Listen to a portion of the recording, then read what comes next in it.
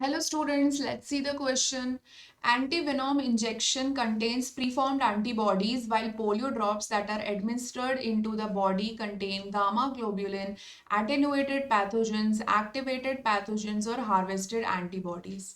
So इन्होंने पूछा है कि जो एंटी वेनम इंजेक्शंस होते हैं, एंटी वेनम मतलब होता है जहर, और एंटी वेनम मतलब जो उसको न्यूट्रलाइज कर दे। तो जैसे कोई सांप वाप काट लेता है तो एंटी वेनम इंजेक्शन दिया जाता है, तो उसमें ऑलरेडी एंटीबॉडीज प्रेजेंट होती है क्योंकि हमारी बॉडी फटाफट इतनी सारी एंटीबॉडी बना नहीं पाती।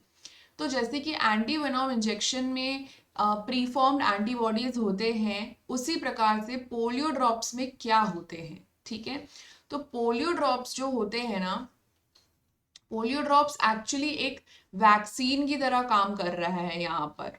ठीक है, एक वैक्सीन की तरह काम कर रहा है। और वैक्सीन का हमें कंसेप्ट तो पता ही, वैक्सीन का कंसेप्ट किस पे बेस्ड होता है, मेमोरी पे बेस्ड होता है। तो इसमें हम क्या करते हैं कि हम कोई वीकेंड पैथोजन या फिर किल्ड पैथोजन या फिर टॉक्सॉइड या फिर सब यूनिट इंटर करवा देते हैं पेशेंट, नॉट पेशेंट, इंटर करवा देते हैं उस ऑर्गेन उस इंसान के अंदर जिसके अगेंस्ट हम उस डिजीज का रेजिस्टेंस बनाना चाह रहे हैं। तो यहाँ पे जरा ऑप्शंस देख लेते हैं। Gamma globulin, so gamma globulin से यहाँ पे बेसिकली मतलब है एंटीबॉडीज ही। तो हम एंटीबॉडीज नहीं डाल रहे हैं, हम वैक्सीन जैसा इफेक्ट हो रहा है, तो गामा ग्लोब्यूलिन नहीं होगा। डी है हार्वेस्टेड एंटीबॉडीज, ये भी नहीं होगा, एंटीबॉडीज तो हम दे ही नहीं रहे हैं। सी है एक्टिवेटेड पैथोजन, तो एक्टिवेटेड पैथोजन नहीं, हम पैथोजन को वीक बना देंगे, वीकेंड कर देंगे। ठीक है, तो weakened pathogen we will use.